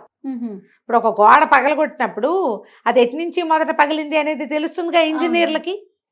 బాగా పరీక్ష చేసి బయట నుంచే ఎవడో వచ్చాడు, ఈ బయట ఎవరు బయటవాడు అని బాగా ఆలోచించి వీరవర్మని అరెస్ట్ చేశాం కాబట్టి రాజుగారికి నమ్మిన బంటు పాత మంత్రి ఏమైనా ఈ ఏర్పాటు చేశాడేమోనని మంత్రి గారిని బర్తరఫ్ చేశారు, ఉద్యోగం నుంచి తీసేశారు. ఆయన ఇంటికి వెళ్ళిపోయాడు. ఈ మన వినయపాలుడు వాళ్ళ ఇంటికి వెళ్ళాడు, మంత్రి గారి ఇంటికి వెళ్ళి మీ పరిస్థితి ఏంటి అని కనుక్కుంటే ఆయన అన్నాడు, నువ్వు ఏం పని మీద వచ్చావు, నీకు అసలు ఏం కావాలంటే రాజు జీవించి ఉన్నాడా లేదా, రాజవర్మ వల్ల ఇలాంటి చాలా ఇబ్బందులు వస్తున్నాయి, నా పేరు చీకటి చిన్నరాజు అని చెప్పాడు. ఈయన ఆశ్చర్యపోయాడు, నువ్వు ఎవరి పనుకొని వచ్చావు, నేను చూస్తే మొహం చూసినట్టుంది కానీ గుర్తు రావటల్లా, ఆవిడెప్పుడు 20 ఏళ్ళు అయిపోయింది ఆవిడ వెళ్ళిపోయి, వీళ్ళకి ఏం గుర్తుంటుంది, ఏదో చూసిన మొహంలాగా ఉంటుంది. అయితే ఈయన ఏమన్నాడు, లోపల రాజుగారు ఉంటే రాజుని తప్పించవచ్చు కదా, తప్పించాలంటే రాజుగారికి చెప్పాలి, రాజుగారిని తీసుకురావాలంటే ఎవరికైనా ఒకడికి దారులు చెప్పాలి. దారులు కనుక ఒకసారి తెలిస్తే రాజుని తేవడంతో ఊరుకుంటాడా వాడు, ఎవడైనా ఊరుకోడు, వాడు ఇంకో ప్రయత్నం చేస్తాడు. అంటే ఏ ప్రయత్నము చేయను, నేను ఎలా వెళ్ళాలి ఎలా తీసుకురావాలో చెప్పండి, మీరు దారి చెప్తే దారి ప్రకారం నేను వెళ్తా. నేను బాగా ఆలోచించి ఇంకో దారి లేదు, రాజును బయటికి తెచ్చేందుకు మార్గం లేదు, ఆయనకు సొంతంగా సంతానం లేదు, ఈ కుర్రాడు నేను రాజు కొడుకునని చెప్పలా, ఒక ఏమంటారు విప్లవకారుడనే చెప్తున్నాడు, వీరవర్మని నేను తప్పించాను, వీరవర్మ అనుయాయినని చెప్పాడు. నీ దగ్గరికి వీరవర్మే పంపించాడు, వీరవర్మ తప్పించుకున్నాడు, ఇదంతా తెలిసిన కథే కదా. అవును. అందుకని ఈయనేం చెప్పాడంటే దీనికి ఒక మార్గం ఉంది. ఈ అంతఃపురంలోకి రోజు విడిచి రోజు నీళ్ళు వదిలిపెడతారు నదిలో నుంచి. అక్కడ ఒక పెద్ద ఇనప గేట్ ఉంటుంది, 10-15 మంది సైనికులు కాపలా ఉంటారు. ఆ గేట్లోంచి పిట్టను కూడా లోపలికి పోనివ్వరు. గేట్లు ఎత్తుతారు, ఇనప గేట్లు. ఇప్పుడు మన ఈ ఆనకట్టలకి ఎత్తుతారుగా రిజర్వాయర్లకి, ఆ ఇనప గేట్ ఎత్తినప్పుడు లోపలికి నీళ్లు వెళ్ళిపోతాయి. లోపల ఒక కొలను, తర్వాత వంట ఇంటి అవసరాలకి మొత్తం కావాల్సిన నీరంతా లోపలికి వెళ్ళి అవి నిండిపోగానే దారి మూసేస్తారు. రోజు విడిచి రోజు లేదా 2 రోజులకు ఒకసారి. ఆ దారి నుంచి చేపను కూడా రానివ్వరు. జల్లెళ్ళు ఉంటాయి, జల్లెడ ఉంటుంది, మనుషులు ఉంటారు. అదొక్కటే దారి లోపలికి వెళ్ళటానికి. ఆ దారి గుండా వెళ్ళొచ్చు. అక్కడి నుంచి ఒక ఇది గీసిస్తాడు అంటాడు, ఒక ప్రత్యేకంగా ఒక ప్లాన్ గీసిస్తాడు. రాజు ఫలానా చోట ఉంటాడు, నువ్వు ఈ దారి గుండా ఇలా వెళ్ళి ఇట్లా వెళ్ళి అక్కడికి వెళ్ళి ఆయన్ని తీసుకురావాలి. తీసుకొచ్చాక ఆయన్ని బయటికి తేవడానికి ఒక ప్రత్యేక మార్గం ఉంది. మార్గం మూసేయాలి మళ్ళీ. ఒక్కసారి ఆ మార్గం రాజవర్మ కానీ ఒక్క సైనికుడికి తెలిసినా కష్టం. ఇది కేవలం అనుచారంగా రాజుకి మంత్రికి మాత్రమే తెలుస్తుంది. సంతానం కలిగాక రాణిగారికి చెప్పేవాళ్ళం. సంతానం ఇక్కడ కలగల అంచేత రాణిగారికి తెలియదు. రహస్య మార్గాలు ఉన్నాయని తెలుసు ఆవిడకి, కానీ ఎక్కడి నుంచి ఎటు అనేది ఆవిడకి తెలియదు. మా తండ్రి ఈ రాజ్యానికి మంత్రిగా ఉండటం వల్ల మాకు మాత్రమే తెలుసు, ఎవ్వరికీ చెప్పకూడదు అనేసరికల్లా సరే ఒప్పుకున్నాడు. ఇప్పుడు ఎట్లా ఈ నీళ్ళల్లోంచి వెళ్ళాలి? సరే ఏం చేయటం మొదలుపెట్టాడు, నదికి ఎగువన ఇప్పుడు ఈ నది నీళ్ళ గుండా ఎట్లా లోపలికి వెళ్ళాలి అనేది ప్లాన్ మొదలుపెట్టుకున్నాడు. ఎలా మన చీకటి చిన్నరాజు అయినటువంటి వినయపాలుడు లోపలికి వెళ్ళాడు, ఏ రకంగా మహారాజుని బయటికి తెచ్చాడో మనం 3వ భాగంలో తెలుసుకుందాం. వీరసేనుణ్ణి వాళ్ళని అడవిలోంచి మన జైల్లోంచి తప్పించాడు కదా, అప్పుడు కూడా గోడ మీద ఈ అబ్బాయి చీకటి చిన్నరాజు అని పేరు రాసి పెట్టాడు చక్కగా. ఎవడో ఉన్నాడని తెలుస్తోంది, విప్లవ వీరులు ఎవరో ఉన్నారని అనిపించి రాజవర్మ సుమరేఖ ఏం చేశారు, మంత్రి గారికి కూడా ఊస్టింగ్ ఇచ్చారు. మనవాడు మంత్రి గారి దగ్గరికి వెళ్ళి రాజును తప్పించే మార్గం ఎట్లా వెళ్ళాలి కనుక్కున్నాడు. అక్కడ ఉన్నాం మనం. అవునండి. అయితే రాజ్యం లోపలికి, అంతఃపురం లోపలికి నీళ్లు వెళ్ళే మార్గం గుండా వెళ్ళాలి ఆ లోపలికి వెళ్ళాలంటే. అయితే ఏమైందట, రోజు విడిచి రోజు తెరుస్తారు కదా, ఒక 10 మంది సైనికులు అక్కడ రెడీగా ఉన్నారు. ఏం చేశాడట వీడు, పైన చేరి దానికి ఆ నీళ్ళు ఎక్కడి నుంచి వస్తాయో అది ఒక గుట్ట మీద నుంచి నది కిందకి వస్తుంది అనమాట. ఆ గుట్ట మీద చేరి ఒక్కో కొమ్మ విరక్కొట్టి వేయటం మొదలుపెట్టాడు. ఎప్పుడు లేనిది నదిలో చెట్ల కొమ్మలు కొట్టుకొస్తున్నాయి. చిన్న కొమ్మలు కనబడ్డాయి, తర్వాత పెద్ద పెద్ద కొమ్మలు కనబడుతున్నాయి. సైనికులు అలా ఏంట్రా ఎప్పుడూ లేదు, ఈసారి ఏంటి వర్షాకాలంలో వచ్చినట్టు ఇన్ని రెమ్మలు వస్తున్నాయి అంటే, వాళ్ళలో ఒకళ్ళిద్దరు అన్నారు, పైన గోండులు ఒక జాతి ఉన్నారు. ఏ పైన, ఈ నదికి ఎగువనున్నటువంటి అడవిలో. వాళ్ళు ఏ తేనె పట్ల కోసమో దేనికోసమో కొడుతూ ఉంటారా, ఎప్పుడో ఒకసారి కనపడతాయి, అట్లాంటివి అయ్యి ఉంటాయి. వాళ్ళు చెట్ల కొమ్మలు కొట్టేస్తున్నారు, ఒక్కో కొమ్మ నీళ్ళలో పడిన కొమ్మలు వస్తున్నాయి అని చెప్పుకుంటున్నారు వాళ్ళల్లో వాళ్ళు. 1-2 రెమ్మలు లాగి చూశారు, అది కత్తితో నరికినట్టే కనపడుతుంది, వాళ్ళు విరిచినట్టే. సరేలే అని ఊరుకున్నారు. ముందు ఇంత వచ్చి చివరికి ఒక పెద్ద చెట్టు లాంటిది కూడా 2-3 వచ్చినాయి. తెలుస్తోందిగా ఆ లోపల పోతాయిలే అని ఊరుకున్నారు. మనమే లాగేసేయచ్చు లోపలికి వెళ్ళేటప్పుడు.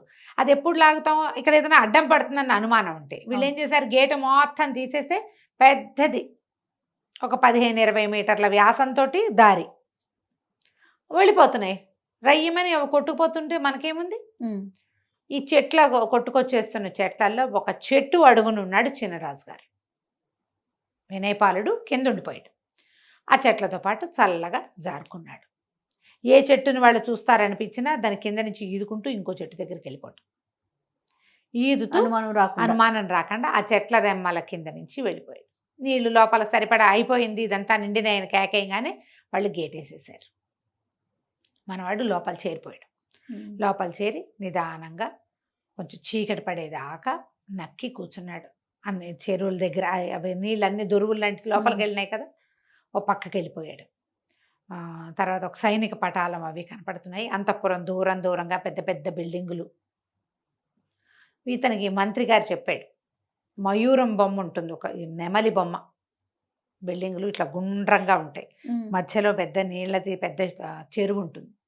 ఆ గుండ్రంగా ఉన్న వాటిలలో మధ్య దాంట్లో రాజుగారు ఉన్నాడు. ఓహో. దాని మీద ఒక నెమలి బొమ్మ ఉంటుంది.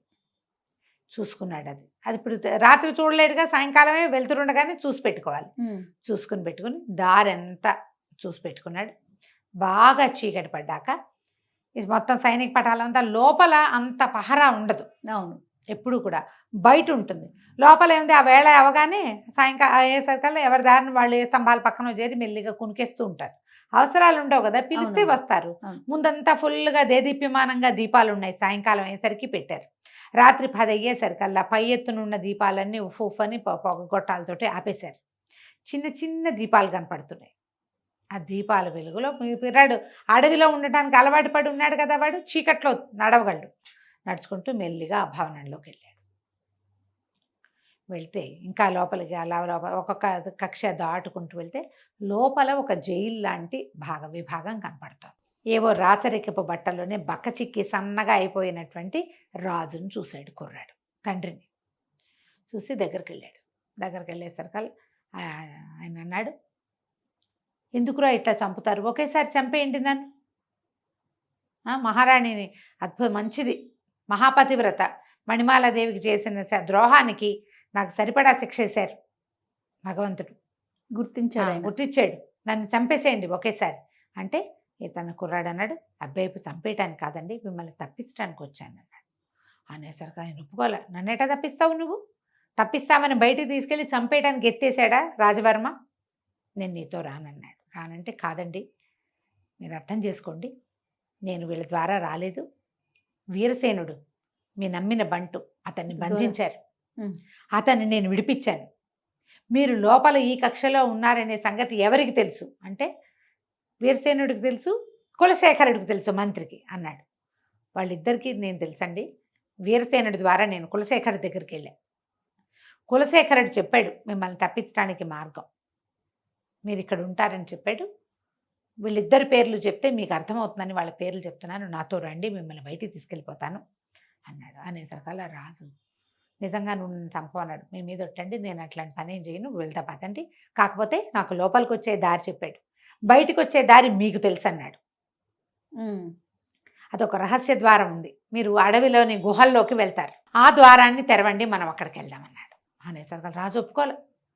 నేను అట్లా చెప్పకూడదు, కులశేఖరుడికి బుద్ధి లేదా, ఎట్లా చెప్పాడు నీకు ఈ రహస్య ద్వారాన్ని?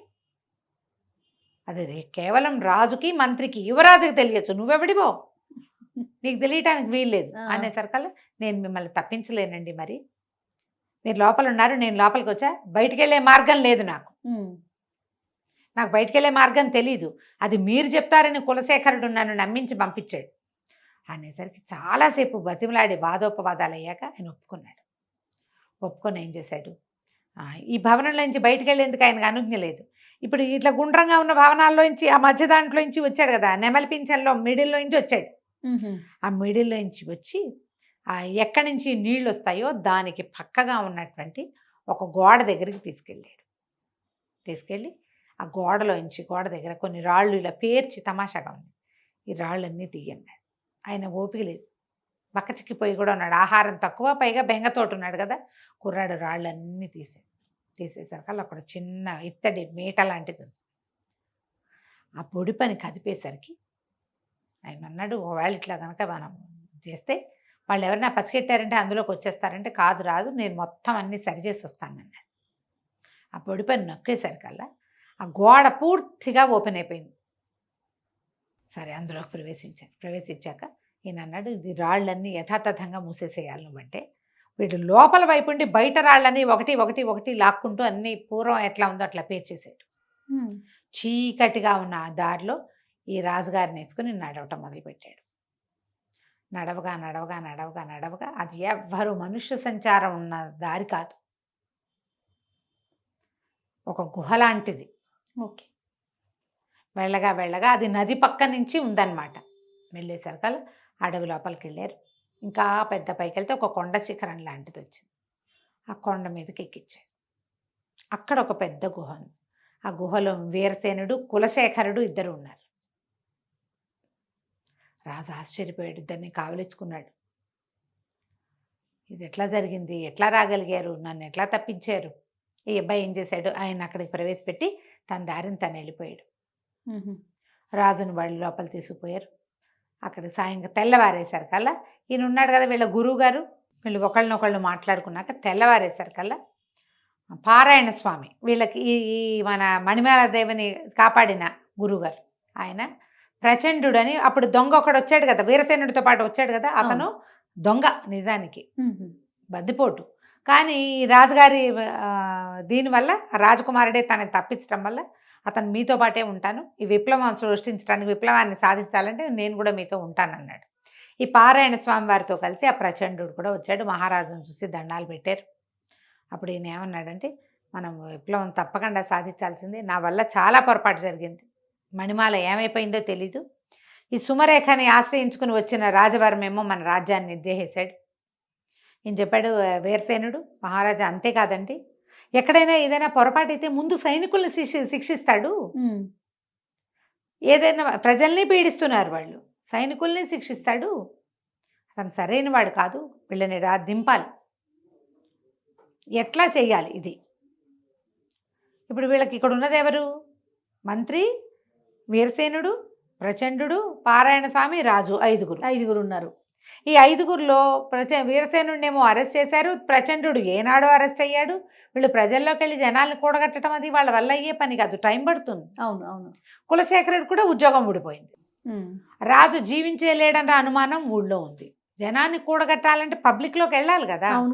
అయితే ఏమన్నాడంటే కులశేఖరుడు, అట్లా కాదండి, ఇంత అద్భుతమైన కార్యక్రమాన్ని మమ్మల్ని అందరినీ ఇక్కడ సమావేశపరిచాడు, పెద్ద యజ్ఞంలాగా జరిగింది, దీనికి అంకురార్పణ చేసింది మన పారాయణ స్వామి అయితే ఇదంతా కార్యసాధన చేసిన వాడు ఒక మా కుర్రవాడు ఉన్నాడు, అతను రావాలంటే ఈ వినయపాలుడు చక్కగా రాజుగారి బట్టలు వేసుకుని చక్కగా విలువైన వస్త్రాలు ధరించి వచ్చాడు, ఇతనే ఈ ఏర్పాటు అంతా చేశాడు, మమ్మల్ని అందరినీ ఒక చోట చేర్చాడని చెప్పారు. రాజుగారు అన్నారు, ఈ అబ్బాయిని ఎక్కడో చూశాను అనిపిస్తుంది, అర్ధరాత్రి చూశాడు ఆయన, అదేలే తెల్లవారేసరికల్లా ఆయనేమో పంపించేశాడు, వాడు దాన్ని వాడు వెళ్ళిపోయాడు కదా అనేసరికల్లా ప్రభు మిమ్మల్ని రాత్రి తప్పించింది, వీరసేనుడిని తప్పించింది ఇతనేనండి, ఈ అబ్బాయి పేరు వినయపాలుడు అని చెప్పారు. రాజుగారు కొడుకు అని చెప్పలే. ఓకే, ఇప్పుడు ఏమిటి ప్లాన్ ఆఫ్ యాక్షన్, ఏం చేయాలంటే వీరసేనుడిని మారువేషంలోకి వెళ్ళిపోమన్నాడు.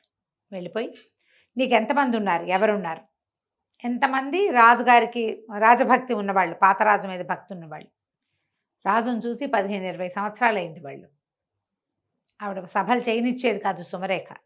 తర్వాత ఆయన హౌస్ అరెస్ట్ చేసేసింది క్రమంగా. వాళ్ళ అన్నయ్య రాజుగా చెల్లమణి అవుతూ వచ్చాడు. ఓకే, మామూలుగా ఏ రాజ్యానికి ఆ రాజ్యం రాజుల మీద భక్తి ఉంటుంది, వాళ్ళ పూర్వకాలం నుంచి వాళ్ళ తండ్రుల్ని సేవించిన ప్రీతి ఉంటుంది వాళ్ళకి. ముందు ప్రీతి ఉన్న దళవాయిల్ని వాళ్ళని కూడగట్టుకోవాలి, వీరసేనుడి పని అది. మంత్రి గారు వెళ్ళిపోయి ఎవరు రాజవర్మకి అనుకూలరు, ఎవరు యువరాజును కోరుకున్నారు, పాతరాజును కోరుకుంటున్నారో మీరు ఈ పక్క నుంచి సెన్సెస్ తయారు చేయండి, దసరా నాటికి ఈ పని చేద్దాం, ఎందుకంటే దసరా చాలా అత్యద్భుతమైన ఉత్సవాలు జరుగుతాయి ఇక్కడ, ఈ ఉత్సవాలలో మనం మన విప్లవాన్ని తీర్చుకోవచ్చు, ఈ లోపల మనం ఈ 3-4 నెలల్లో జనాల్ని గ్యాదర్ చేద్దాం. రాజు తప్పించుకుపోయాడు అనేది తెలిసిపోయింది లోపల.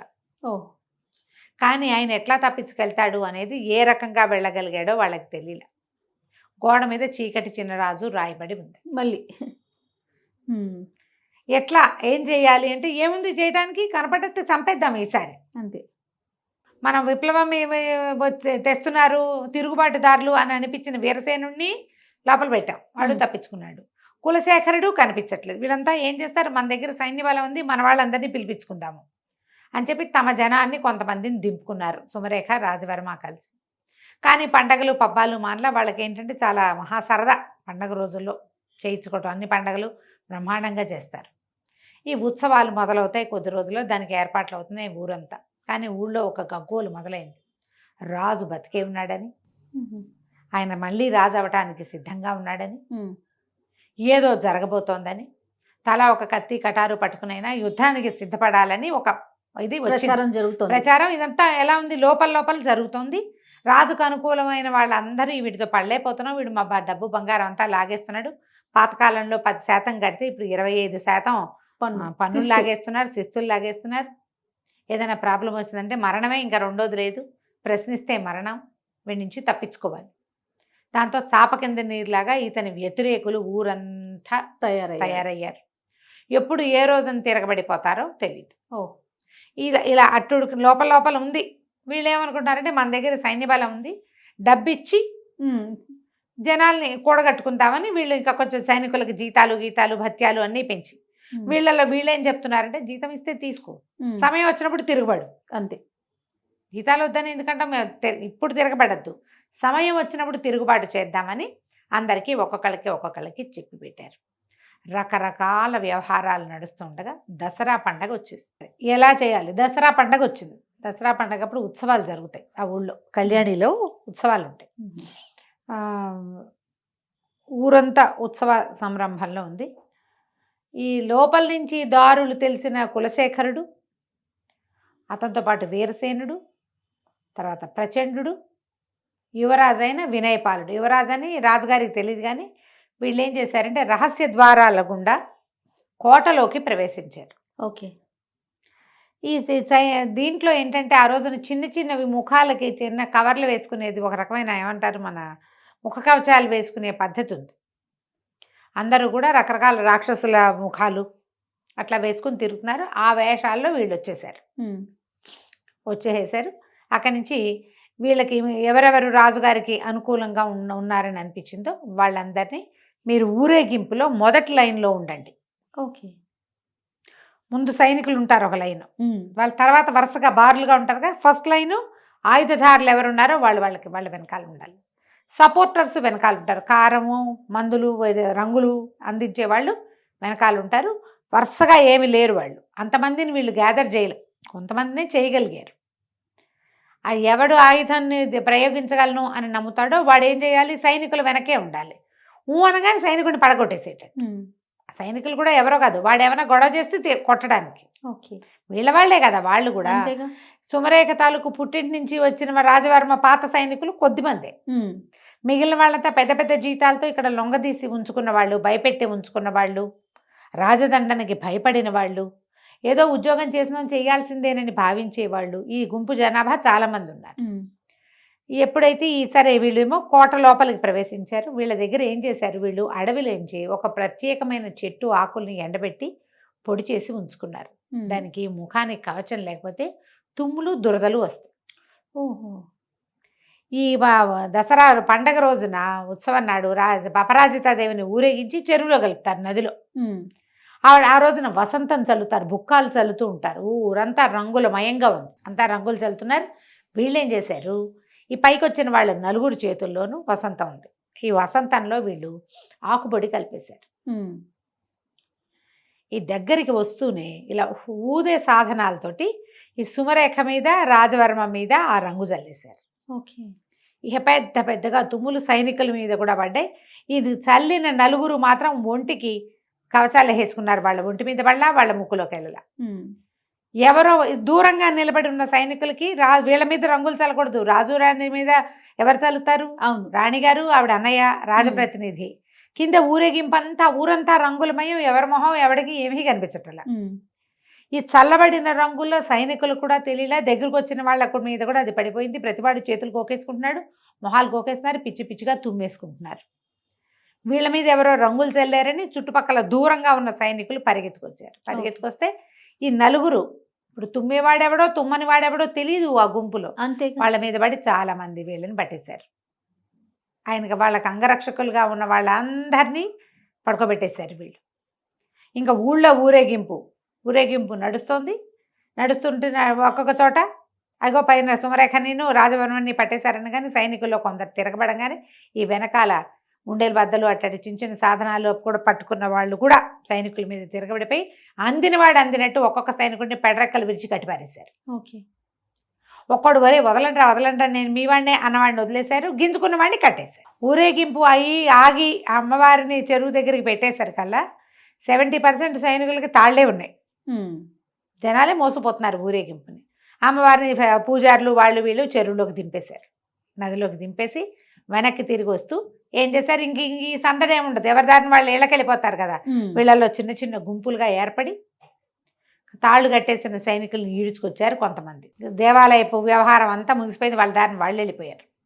వీళ్ళందరినీ సభాభవనం దగ్గరికి కోట దగ్గర గుమ్మం దగ్గరికి లాక్కొచ్చేసారు. లాక్కొస్తే కొంతమంది ఒక్కొక్కడు వరే బుద్ధి గడ్డి తిన్నారా నాయన, ఎవరు దొరికారు, మనకి యువరాజు దొరికాడా, మహారాజు దొరికాడా, దేనివల్ల ఇదంతా చేస్తున్నారా, ఈ గలభా ఎందుకురా అంటే మహారాజే ఆయన తప్పించుకున్నాడు అనగానే కొంతమంది తాళ్ళోడు వేసుకున్నారు స్వతంత్రంగా. ఓకే. ఒక ఇంతలో పెద్ద కొమ్ము బూర మోగింది, కోట వశమైపోయింది అని రాజుగారు ప్రవేశించాడు. అన్ని సంవత్సరాల తర్వాత రాజు నా కోట కోడ మీద చూస్తుంటే సంతోషించారు. ఆయన గడ్డం మీసని నెరిసిపోయినాయి, తలకాయ ముగ్గుబుట్టు అయిపోయింది, ఉంగిపోయాడు మనిషి. మరి 20 సంవత్సరాలు అయిపోవాలా, పిల్లలు కూడా లేటుగా పుట్టాడు ఆ పిల్లాడు, ఈయన 50 దాటిపోయినాయి. ఓకే. అందరూ కేకలు పెట్టారు, సంతోషించారు. అక్కడి నుంచి అంతా సభాభవనం మొత్తం తెరిచేశారు, అన్ని గేట్లు లోపలికి ప్రవేశపెట్టారు. సుమరేఖను కూడా పట్టేశారు. ఆవిడ మొత్తం రాజుగారి పూర్వోత్తరపు నగలన్నీ వేసుకుని తయారైంది ఊరేగింపు చూడడానికి. నగలన్నీ ఒలిపించి తీసుకొచ్చేసారు. సుమరేఖని రాజవర్మని ఇద్దరిని పట్టుకొచ్చాక ఈవిడ్ని అడవిలో వదిలిపెట్టేయండి కట్టుబట్టలతోటి, రాజవర్మని వధించండి. ఇక వాళ్ళకేం ఆసరా లేదు. ఎవరెవరు సైన్యాన్ని తెచ్చుకున్నారో వాళ్ళందరినీ ఊచకోత కోసేశారు. అవతల నుంచి వచ్చారు కదా, వాళ్ళలో కొంతమందిని వదిలిపెట్టినా యువరాణితో యువరాణితో వెళ్ళిపోతారని వదిలిపెట్టా వాళ్ళు మళ్ళీ తిరుగుబాటు చేయొచ్చు. వాళ్ళలో కొంతమంది తిరగబడ్డప్పుడే కొట్టేశారు. అంతేగా, పడుకున్న వాళ్ళు పడుకున్నారు, చచ్చిపోయిన వాళ్ళు చచ్చిపోయారు. అందరినీ పట్టేసుకున్నారు. అప్పుడు ఈ మొత్తం జనం అంతా చేరారు. ఆయన చెప్పాడు, నా పొరపాటు వల్ల, సౌందర్యం పట్ల వ్యామోహం వల్ల నేను సుమరేఖకి లొంగిపోయాను. ఆమె చెప్పిన మాట విన్నాను. అన్యాయంగా గర్భవతి అయిన మణిమాలాదేవిని పంపించేశాను. ఆమె జీవించిందో, ఎవరన్నా చిరంజీవి జన్మించాడో లేదో కూడా మనకు తెలియదు. అత్యంత విశ్వాసపాత్రుడైన సైన్యాధిపతినేమో ఉరిదించాము. ఆ తర్వాత ఇంకా నాకు కూడా జీవితేచ్చిపోయింది. ఒక అనాసక్తి మొదలయ్యాక వీళ్ళు నన్ను అందులో బంధించేశారు. రాజ్యంలో మా తాత ముత్తాతల నుంచి వస్తున్నటువంటి సిస్టమ్ని కూడా వీళ్ళు మార్చేశారు. వాళ్ళ ఊళ్ళలో ఏం చేస్తారో అదే చేశారు. అదే ఇక ఈ పొరపాటు జరగదు.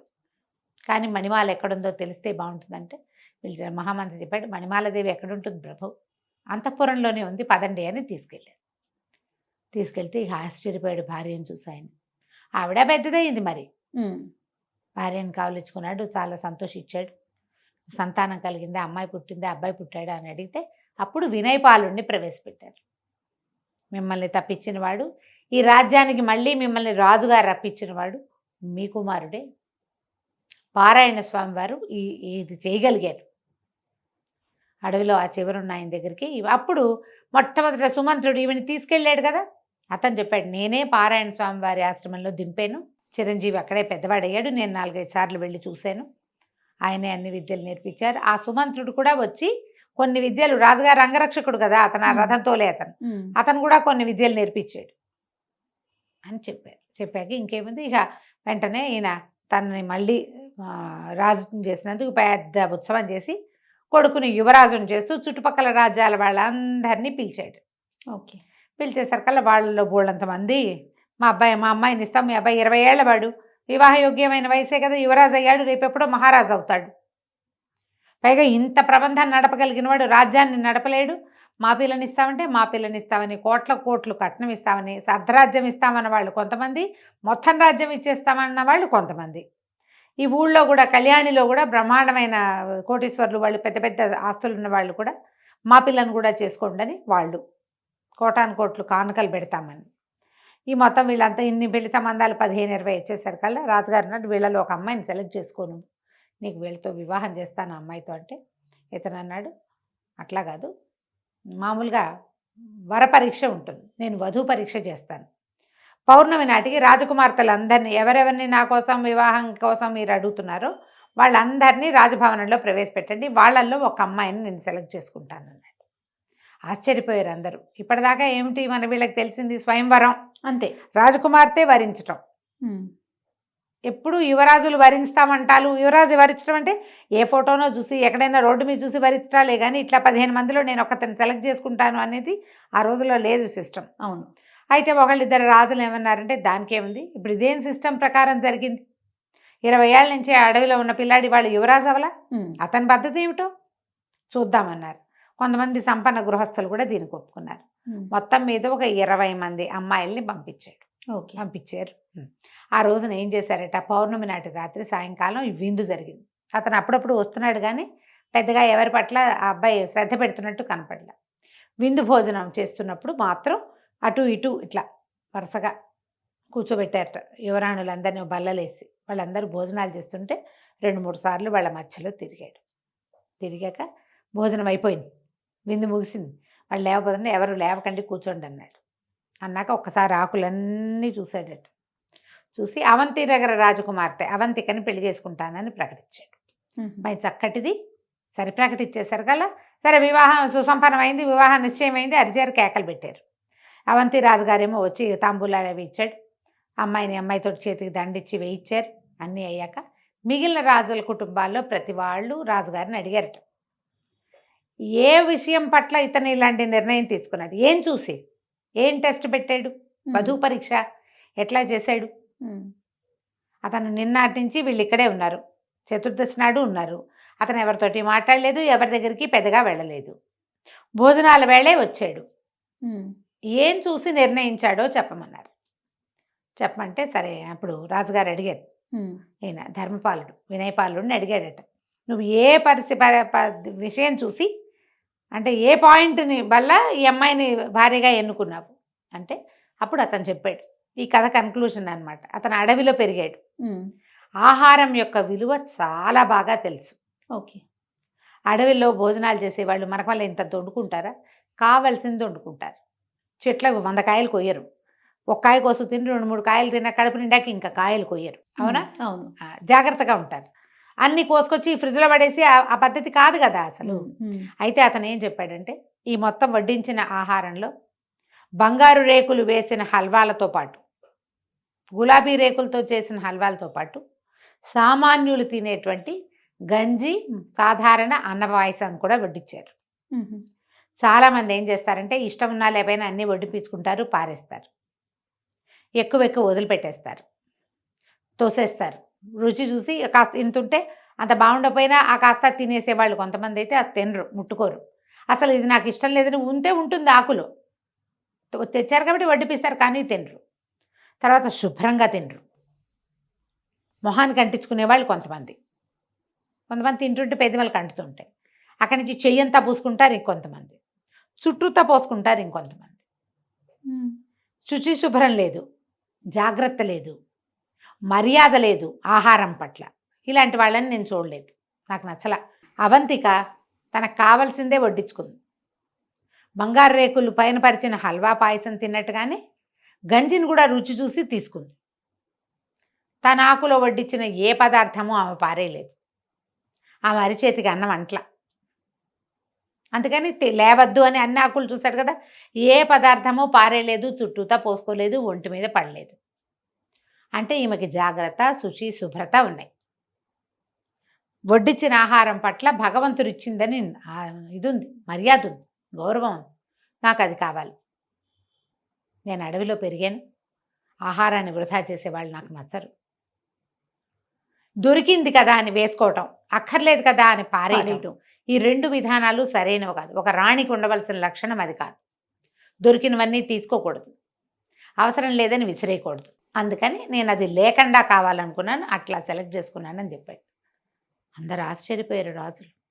కొంతమంది యువరాణులకి తట్టింది, మనం అన్నీ వేసుకున్నాం ఏమీ తినలేదని, కింద మీద పోసుకున్నామని, బట్టల మీద పడిపోయిందని, అన్నీ రుచి చూడలేదని, భగవంతుడు ఇచ్చిన దాని పట్ల మనకు మర్యాద లేదని, యాటిట్యూడ్ అవన్నీ మార్చుకోవాలని, ఇక ముందు ఇలా చేయకూడదని వాళ్ళకు కూడా అర్థమైందట. ఇంత ప్రత్యేకమైన మనస్తత్వము, పద్ధతి ఏర్పడడానికి ఈ దారి వేసినటువంటి ఆయన గురుగారు అందరూ చాలా మెచ్చుకున్నారు. మీ వల్లే ఈ ఇతను యువరాజు ఇంత చక్కటివాడిగా తయారయ్యాడని. తర్వాత వివాహంతో పాటు అబ్బాయిని వినయపాలుణ్ణి రాజును కూడా చేసేసారు.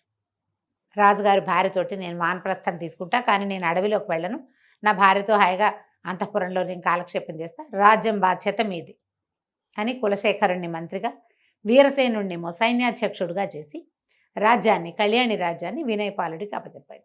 చీకట్లో వచ్చిన రాజు సమాప్తం. చాలా బాగుంది రమ్మగారు. నమస్తే. నమస్తే. సుమన్ టీవీలో మీ పర్సనల్ అండ్ బిజినెస్ ప్రమోషన్స్ కోసం కింది నెంబర్కి కాంటాక్ట్ చేయండి.